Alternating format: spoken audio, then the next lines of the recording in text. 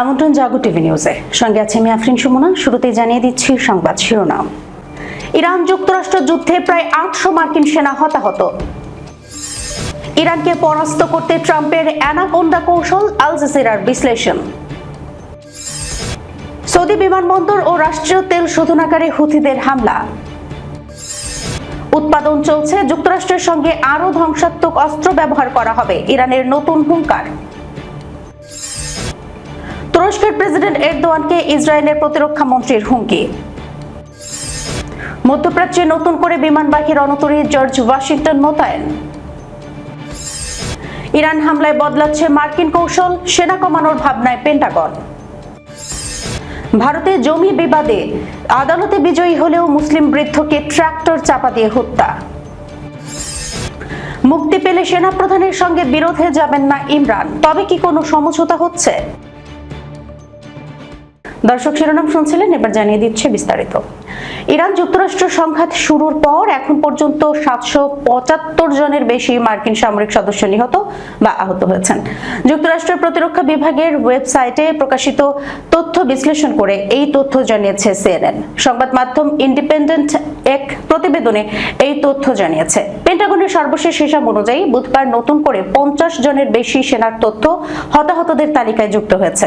এতে সংঘাতে এখন পর্যন্ত হতাহত মার্কিন সেনার সংখ্যা বেড়ে দাঁড়িয়েছে 757 জনে।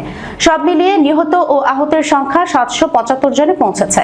এদিকে ইরানের বিরুদ্ধে ইকোনমিক ডি-ডে ঘোষণা এবং দেশটিকে সহায়তা করা যে কোনো দেশের উপর কঠোর নিষেধাজ্ঞার হুমকি দিয়েছেন মার্কিন প্রেসিডেন্ট ডোনাল্ড ট্রাম্প। নিজের সামাজিক যোগাযোগ মাধ্যম ট্রুথ সোশ্যালে দেয়া এক পোস্টে ট্রাম্প বলেন, কোন দেশ যদি তাদের আর্থিক প্রতিষ্ঠান, ব্যবসা, বিমানবন্দর বা সরকারি সংস্থার মাধ্যমে ইরানকে কোনো ধরনের সহায়তা দেয়, তাহলে সেই দেশও ভয়াবহ অর্থনৈতিক পরিণতির মুখে পড়বে। ট্রাম্প আরো বলেন, এটি হবে একটি ইকোনমিক ডি-ডে। ইরানের হুমকি মোকাবেলা ও দেশটিকে বিচ্ছিন্ন করতে যুক্তরাষ্ট্রের মিত্রদের পাশে থাকার আহ্বান জানান তিনি। তবে ট্রাম্পের এই হুঁশিয়ারি প্রত্যাখ্যান করেছে ইরান। দেশটির পররাষ্ট্রমন্ত্রী আব্বাস আরাকচি বলেছেন, এমন পদক্ষেপ যুক্তরাষ্ট্রের জন্য আরো পরাজয় ডেকে আনবে। তিনি আরো অভিযোগ করেন, ট্রাম্প যুক্তরাষ্ট্রের অভ্যন্তরীণ সংকট, বিশেষ করে নজিরবিহীন ঋণ ও ক্রমবর্ধমান সুদের ব্যয় থেকে মানুষের দৃষ্টি সরাতেই এমন বক্তব্য দিচ্ছেন। ইরান যুক্তরাষ্ট্র সংঘাতের মধ্যে মার্কিন সেনাদের হতাহতের সংখ্যা বাড়ার পাশাপাশি দুই দেশের মধ্যে অর্থনৈতিক ও কূটনৈতিক উত্তেজনাও অব্যাহত রয়েছে। ইরানকে পরাস্ত করতে ট্রাম্পের অ্যানাকোন্ডা কৌশল, আল জাজিরার বিশ্লেষণ। 5 মাস ধরে চলা যুদ্ধে জয়লাভ করতে না পেরে মার্কিন প্রেসিডেন্ট ডোনাল্ড ট্রাম্প এখন ইরানকে নিঃশেষ করতে অ্যানাকোন্ডা কৌশল প্রয়োগ করছেন বলে মন্তব্য করেছেন তেহরানের সেন্টার ফর স্ট্র্যাটেজিক স্টাডিজের বিশ্লেষক আলী আকবর দারিনি। আল জাজিরাকে দেয়া সাক্ষাৎকারে তিনি এই বিশ্লেষণ তুলে ধরেন। আলী আকবর দারিনি জানান, সরাসরি সামরিক আঘাত হানার আগে শত্রুকে অর্থনৈতিক ও রাজনৈতিকভাবে শ্বাসরোধ করে দুর্বল করাই হলো এই কৌশলের মূল লক্ষ্য। তিনি বলেন, যেভাবে অ্যানাকোন্ডা সাপ শিকারকে পেঁচিয়ে ধরে শ্বাসরোধ করে হত্যা করে, যুক্তরাষ্ট্রও ঠিক একই কৌশল অনুসরণ করছে, কারণ বিগত 5 মাসে তাদের গৃহীত পদক্ষেপগুলো ব্যর্থ হয়েছে। তবে এই বিশ্লেষক জোর দিয়ে বলেন, ইরান অতীতে যেমন একাধিক নিষেধাজ্ঞা প্রতিহত করেছে, এবারও তেমনি টিকিয়ে থাকবে। তার মতে, ডোনাল্ড ট্রাম্প এমন এক যুদ্ধে জড়িয়ে পড়েছেন যা তিনি যেমন জিততে পারছেন না, তেমনি বেরও হতে পারছেন না। সৌদি বিমানবন্দর ও রাষ্ট্রীয় তেল শোধনাগারে হুথিদের হামলা। সৌদি আরবের দক্ষিণাঞ্চলীয় নাজরান এলাকায় একটি বিমানবন্দরে ড্রোন হামলা চালিয়েছে ইয়েমেনের হুথি বিদ্রোহীরা। একই সঙ্গে দেশটির রাষ্ট্রীয় তেল শোধনাগার আরামকোর একটি স্থাপনায়ও হামলা চালানোর দাবি করেছে গোষ্ঠীটি। বৃহস্পতিবার টেলিগ্রামে দেয়া এক বিবৃতিতে হুথির সামরিক মুখপাত্র ইয়াহিয়া সারি বলেন, 2টি পৃথক সামরিক অভিযান চালানো হয়েছে। তিনি বলেন, প্রথম ড্রোন হামলায় নাজরান বিমানবন্দরে একটি সংবেদনশীল স্থাপনাকে এবং দ্বিতীয় হামলায় নাজরানের আরামকো স্থাপনাকে লক্ষ্যবস্তু করা হয়। এর আগে একই দিনে ইরানের ইসলামিক রেভলিউশনারি গার্ড কর্পস সতর্ক করে বলেছিল, হুথিদের নিয়ন্ত্রণে আনতে সক্ষম হবে না সৌদি আরব। যুক্তরাষ্ট্রের সঙ্গে আরো ধ্বংসাত্মক অস্ত্র ব্যবহার করা হবে। ইরান এখনো অস্ত্র ও সামরিক সরঞ্জাম উৎপাদন করে যাচ্ছে। যুক্তরাষ্ট্রের সঙ্গে নতুন করে যুদ্ধ শুরু হলে আরো ধ্বংসাত্মক অস্ত্র ব্যবহার করবে বলে সতর্ক করেছেন ইসলামী বিপ্লবী গার্ড বাহিনীর মুখপাত্র ব্রিগেডিয়ার জেনারেল হুসেইন মোহেবি। গতকাল তিনি বলেন, আইআরজিসির ক্ষেপণাস্ত্রে ব্যবহৃত ওয়্যারহেডগুলোর ধ্বংস ক্ষমতা আগের যুদ্ধগুলোতে ব্যবহৃত ওয়্যারহেডের তুলনায় অনেক বেশি। তিনি আরো বলেন, ইরান সামরিক অস্ত্রের সব ক্ষেত্রেই ধারাবাহিকভাবে অগ্রগতি অর্জন করছে এবং আরো নির্ভুল, ধ্বংসাত্মক ও প্রযুক্তিগতভাবে উন্নত অস্ত্র তৈরি করছে। আইআরজিসির এই কর্মকর্তা পুনর্ব্যক্ত করেন যে ইরান কখনোই অস্ত্র উৎপাদন ও উন্নয়ন বন্ধ করেনি। তিনি বলেন, আমরা প্রতিদিন অগ্রসর হচ্ছি এবং এই ক্ষেত্রে যে কোনো পরিস্থিতির জন্য প্রস্তুতি নেওয়া হচ্ছে। তিনি আরো বলেন, আরেকটি যুদ্ধ শুরু হলে আমাদের অস্ত্র অবশ্যই অতীতের অস্ত্রগুলোর মতো হবে না। এই পার্থক্য ওয়্যারহেডের নতুন প্রজন্ম, আঘাতের নির্ভুলতা, ক্ষেপণাস্ত্রের পাল্লা কিংবা অন্য যে কোনো ক্ষেত্রে দেখা যেতে পারে। তুরস্কের প্রেসিডেন্টকে ইসরায়েলের প্রতিরক্ষা মন্ত্রীর হুমকি। সিরিয়ার হস্তক্ষেপের ব্যাপারে তুরস্কের প্রেসিডেন্ট রিসেপ তাইপ এরদোয়ানকে সতর্ক করেছেন ইসরায়েলের প্রতিরক্ষা মন্ত্রী ইসরায়েল কাটজ। তিনি অভিযোগ করেছেন, এরদোয়ান তুরস্ককে বিপজ্জনক অভিযানে জড়িয়ে ফেলছেন। সামাজিক যোগাযোগ মাধ্যম এক্সে দেয়া এক পোস্টে ইসরায়েলি প্রতিরক্ষা মন্ত্রী বলেন, ইসরায়েল তার নিরাপত্তার জন্য কোনো পক্ষকে হুমকি সৃষ্টি করতে দেবে না। তুরস্কের পার্লামেন্টে ইসরায়েলের বিরুদ্ধে ফাঁকা ও অবাস্তব বক্তব্য দেওয়ার পরিবর্তে ইসরায়েলের আত্মরক্ষার দৃঢ়তা পরীক্ষা না করাই এরদোয়ানের জন্য ভালো। সিরিয়ার পরিস্থিতি ও সেখানে বিভিন্ন দেশের ভূমিকা নিয়ে ইসরায়েল ও তুরস্কের মধ্যে উত্তেজনা বাড়ছে। এর মধ্যেই তুরস্কের প্রেসিডেন্টকে লক্ষ্য করে ইসরায়েলি প্রতিরক্ষা মন্ত্রীর এই কঠোর বক্তব্য নতুন করে আলোচনার জন্ম দিয়েছে। মধ্যপ্রাচ্যের চলমান উত্তেজনার মধ্যেই ওই অঞ্চলে এসে পৌঁছেছে মার্কিন নৌবাহিনীর পরাক্রমশালী বিমানবাহী যুদ্ধজাহাজ ইউএসএস জর্জ ওয়াশিংটন। এলাকাটিতে আগে থেকেই মোতায়েন থাকা ইউএসএস আব্রাহাম লিঙ্কন এর স্থলাভিষিক্ত হতে যাচ্ছে এই রণতরীটি। তুরস্কের বার্তা সংস্থা আনাদুলু বৃহস্পতিবার জানিয়েছে, মার্কিন সামরিক বাহিনীর সেন্ট্রাল কমান্ড এই তথ্য নিশ্চিত করেছে।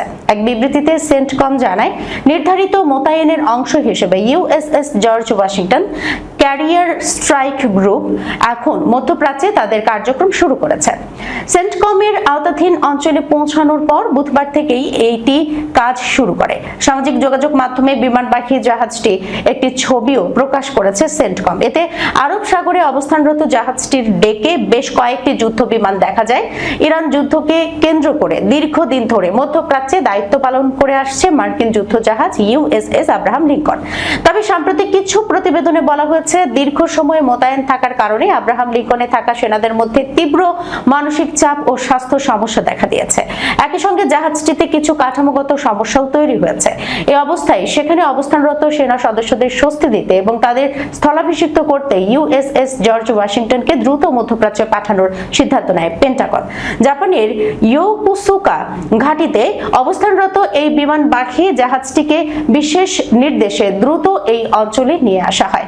নতুন এই রণতরী যুক্ত হওয়ার মধ্যপ্রাচ্যে মার্কিন সামরিক উপস্থিতি এবং কৌশলগত অবস্থান আরও শক্তিশালী হলো বলে মনে করছেন বিশ্লেষকরা। ইরানের সঙ্গে সাম্প্রতিক সংঘাতের পর পারস্য উপসাগর ও পশ্চিম এশিয়ার অঞ্চলগুলো থেকে সামরিক উপস্থিতি বা সেনা কমানোর কথা ভাবছে যুক্তরাষ্ট্র। ইরানের কয়েক মাসের ড্রোন ও ক্ষেপণাস্ত্র হামলায় মার্কিন ঘাঁটিগুলো ক্ষতিগ্রস্ত হওয়ায় এবং এগুলোর নিরাপত্তা নিয়ে ঝুঁকি তৈরি হওয়ায় এই পদক্ষেপ নেওয়ার কথা ভাবা হচ্ছে। সংশ্লিষ্ট কয়েকটি সূত্রের বরাতে মঙ্গলবার দ্য ওয়াশিংটন পোস্ট পত্রিকা এই খবর জানিয়েছে। প্রতিবেদনে বলা হয়েছে, যুক্তরাষ্ট্রের প্রতিরক্ষা বিভাগের সদর দপ্তর পেন্টাগন পশ্চিম এশিয়ার মার্কিন সামরিক উপস্থিতির বিষয়টি মূল্যায়ন করে দেখছে। গুরুত্বপূর্ণ এলাকাগুলোর মধ্যে বিশেষ করে পারস্য উপসাগর থেকে সেনা প্রত্যাহার করার কথা বিবেচনা করছে পেন্টাগন, কারণ সেখানকার বড় মার্কিন সামরিক ঘাঁটিগুলো কয়েক মাস ধরেই ইরানের হামলায় মারাত্মকভাবে ক্ষতিগ্রস্ত হয়েছে। পেন্টাগন ইতিমধ্যেই ইঙ্গিত দিয়েছে যে ইরান যুদ্ধের আগের সময়ের মতো করে তারা হয়তো তাদের এই ঘাঁটিগুলো আর পুনর্নির্মাণ করবে না, বরং কর্মকর্তারা ইরান যুদ্ধকে উপসাগরীয় অঞ্চলে মার্কিন সামরিক উপস্থিতি নতুন করে মূল্যায়নের জন্য এক প্রজন্মে একবার আসার সুযোগ হিসেবে দেখছেন। মার্কিন যুদ্ধ বিভাগের নীতি দপ্তর ওই অঞ্চলে সেনা উপস্থিতি কমানোর বিষয়টি মূল্যায়নের নেতৃত্ব দিচ্ছে। সাবেক মার্কিন কর্মকর্তারাও দীর্ঘদিন ধরে উপসাগর থেকে মার্কিন সেনা কমানোর কথা বলে আসছেন। সাবেক CIA প্রধান ও সেন্টকমের কমান্ডার ডেভিড পেট্রাউস বলেছেন, সত্যতা হচ্ছে ইরানের হামলায় এসব ঘাঁটি ঝুঁকিতে থাকায় সেখানে আমরা এখন আর সেনা মোতায়েন রাখতে আগ্রহী নই। সাবেক সেন্টকম প্রধান জেনারেল ফ্র্যাঙ্ক ম্যাকেনজিও গত জুলাইয়ে বলেছিলেন, ইরানের ক্ষেপণাস্ত্র ও ড্রোন থেকে যুক্তরাষ্ট্রের সম্পদ আরো ভালোভাবে সুরক্ষিত রাখতে উপসাগরীয় ঘাঁটিগুলো ইসরায়েল এবং আশপাশের দেশগুলোতে সরিয়ে নেওয়া উচিত। পশ্চিম এশিয়ায় মার্কিন সামরিক কার্যক্রম পরিচালনা করা US সেন্ট্রাল কমান্ড সাধারণত জর্ডান থেকে ওমান পর্যন্ত 1500 মাইল বিস্তৃত এলাকায় প্রায় 20টি ঘাঁটিতে আনুমানিক 40,000 সেনা মোতায়েন রাখে। এবছরের শুরু থেকে মার্কিন বাহিনীকে রক্ষা করতে এবং ইরানের বিরুদ্ধে 13,000-এরও বেশি হামলা চালাতে যুক্তরাষ্ট্রের সামরিক বাহিনী এই অঞ্চলে যুদ্ধজাহাজ, জঙ্গি বিমান প্রতিরক্ষা সরঞ্জাম এবং অন্যান্য দুর্লভ সামরিক সরঞ্জাম ব্যাপকভাবে বাড়িয়েছে। উত্তরপ্রদেশের বারাবাঁকি জেলায় জমি সংক্রান্ত বহুদিনের পুরনো বিরোধকে কেন্দ্র করে চরম চাঞ্চল্য সৃষ্টি হয়েছে। হায়দরগড়ের সুবেহা থানা এলাকার কলুয়া গ্রামের পুড়ে গুমান মাঝরেতে জমি বিরোধের জেরে এক প্রবীণ মুসলিম ব্যক্তিকে ট্রাক্টর দিয়ে পিষে হত্যা করার গুরুতর অভিযোগ উঠেছে। এই হামলায় নিহত হয়েছেন 68 বছর বয়সী শামশের আলী।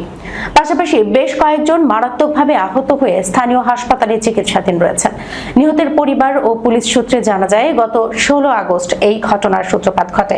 নিহতের ছেলে ও মামলার মূল অভিযোগকারী মুস্তাক আলীর দাবি, স্থানীয় আদালতের রায়ে যে জমির মালিকানা তাদের পক্ষে এসেছিল সেখানে তারা বীজ বপন করেছিলেন। ঠিক সেই সময় একদল লোক ট্রাক্টর নিয়ে এসে জমিতে গোলমাল শুরু করে এবং বীজ উপড়ে ফেলার চেষ্টা চালায়। পরিবারের সদস্যরা বাধা দিতে গেলে প্রতিপক্ষ লাঠি সোঁটা নিয়ে তাদের উপর হামলা চালায় বলে অভিযোগ। বাধা দিতে এগিয়ে আসা গ্রামের নারী ও অন্য বাসিন্দাদের উপরও চড়াও হয় হামলাকারীরা। অভিযোগ অনুযায়ী পরিস্থিতি আরো ভয়ঙ্কর রূপ নেয় যখন হামলাকারীরা শামশের আলী সহ উপস্থিত বেশ কয়েকজন মানুষের উপর দিয়ে সরাসরি ট্রাক্টর চালিয়ে দেয়। এতে 9 থেকে 10 জন গুরুতর আহত হন। সবাইকে উদ্ধার করে হায়দরগড়ের কমিউনিটি হেলথ সেন্টারে নেওয়া হলে চিকিৎসকরা শামশের আলীকে মৃত ঘোষণা করেন। মুস্তাক আলীর অভিযোগের ভিত্তিতে 16 আগস্ট সুবেহা থানায় মামলা নথিভুক্ত করা হয়েছে। এই ঘটনায় রৌশন ওরফে শিব সিং, গুলশন সিং, শ্যামজিৎ সিং, সুরজ সিং, পৃথ্বীরাজ সিং, বিক্রমাজিৎ সিং, সন্দীপ সিং, মোহিত সিং এবং কাল্লু সিং সহ বেশ কয়েকজন অজ্ঞাত পরিচয় ব্যক্তির বিরুদ্ধে ভারতীয় ন্যায় সহিংসতার একাধিক গুরুতর ধারায় মামলা দায়ের হয়েছে। বারাবাঁকি পুলিশ তাদের অফিসিয়াল সোশ্যাল মিডিয়া হ্যান্ডেলে নিশ্চিত করেছে যে এই ঘটনায় এখন পর্যন্ত 5 জন অভিযুক্তকে গ্রেপ্তার করা হয়েছে এবং পুরো বিষয়টি খতিয়ে দেখতে তদন্ত অব্যাহত রয়েছে। পাকিস্তানের সাবেক প্রধানমন্ত্রী ইমরান খান কারাগার থেকে মুক্তি পেলে দেশটির সামরিক বাহিনী বা সেনা প্রধান ফিল্ড মার্শাল আসিম মুনিরের সঙ্গে নতুন করে বিরোধে জড়াবেন না বলে দাবি করেছেন তার ঘনিষ্ঠ সহযোগী ও পাকিস্তান তেহরিক ই ইনসাফের মুখপাত্র জুলফিকার বুখারী। তার এই বক্তব্যকে সামরিক বাহিনীর সঙ্গে ইমরানের দলের সম্পর্ক স্বাভাবিক করার বিষয়ে এখন পর্যন্ত সবচেয়ে জোরালো ইঙ্গিতগুলোর একটি হিসেবে দেখা হচ্ছে। গতকাল রয়টার্সকে দেয়া এক সাক্ষাৎকারে বুখারী বলেন, ইমরান খান মুক্তি পেলে দেশের ক্ষতি হয় এমন কোনো পদক্ষেপ তিনি নেবেন না।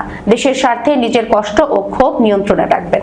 বুখারী বলেন, এর অর্থ এই নয় যে আপনি সামরিক নেতৃত্বের সঙ্গে সংঘাতে যাবেন। নিজের কষ্ট নিয়ন্ত্রণ করতে হবে, নিজের যন্ত্রণা দমন করতে হবে এবং দেশের কল্যাণের জন্য তা মেনে নিতে হবে। তার এই বক্তব্য এমন এক সময়ে এলো যখন পাকিস্তানের সুপ্রিম কোর্ট ইমরান খানকে চিকিৎসার জন্য কারাগার থেকে একটি হাসপাতালে স্থানান্তরের নির্দেশ দিয়েছেন। আদালতের এই সিদ্ধান্তকে পাকিস্তানের রাজনীতিতে ইমরান ও সামরিক বাহিনীর দীর্ঘদিনের টানাপোড়েন কমানোর সম্ভাব্য একটি পদক্ষেপ হিসেবে দেখছেন বিশ্লেষকরা। ইমরান খান ও পাকিস্তানের সামরিক নেতৃত্বের সম্পর্ক বহু বছর ধরেই তিক্ত। 2022 সালে সংসদে অনাস্থা ভোটে ক্ষমতাচ্যুত হওয়ার পর থেকে ইমরানের বিরুদ্ধে একের পর এক মামলা হয়েছে। 2023 সালে তাকে গ্রেপ্তার করা হলে তার সমর্থকেরা সেনাপ্রধান আসিম মুনিরের বিরুদ্ধে ব্যাপক বিক্ষোভ করেন। দর্শক, এই ছিল এখনকার মতো জাগো টিভি নিউজে। যাবার আগে শিরোনামগুলো জানিয়ে দিচ্ছি আরো একবার। ইরান যুক্তরাষ্ট্র যুদ্ধে প্রায় 800 মার্কিন সেনা হতাহত। ইরানকে পরাস্ত করতে ট্রাম্পের অ্যানাকোন্ডা কৌশল, আল জাজিরার বিশ্লেষণ। সৌদি বিমানবন্দর ও রাষ্ট্রীয় তেল শোধনাগারে হুথিদের হামলা। উৎপাদন চলছে, যুক্তরাষ্ট্রের সঙ্গে আরো ধ্বংসাত্মক অস্ত্র ব্যবহার করা হবে, ইরানের নতুন হুঙ্কার। তুরস্কের প্রেসিডেন্ট এরদোয়ানকে ইসরায়েলের প্রতিরক্ষা মন্ত্রীর হুমকি। মধ্যপ্রাচ্যে নতুন করে বিমানবাহী রণতরী জর্জ ওয়াশিংটন মোতায়েন। ইরান হামলায় বদলাচ্ছে মার্কিন কৌশল, সেনা কমানোর ভাবনায় পেন্টাগন। ভারতে জমি বিবাদে আদালতে বিজয়ী হলেও মুসলিম বৃদ্ধকে ট্রাক্টর চাপা দিয়ে হত্যা। মুক্তি পেলে সেনাপ্রধানের সঙ্গে বিরোধে যাবেন না ইমরান, তবে কি কোনো সমঝোতা হচ্ছে? এখনকার মতো এই পর্যন্তই। এতক্ষণ পর্যন্ত যারা সঙ্গে ছিলেন সবাইকে ধন্যবাদ। আল্লাহ হাফেজ।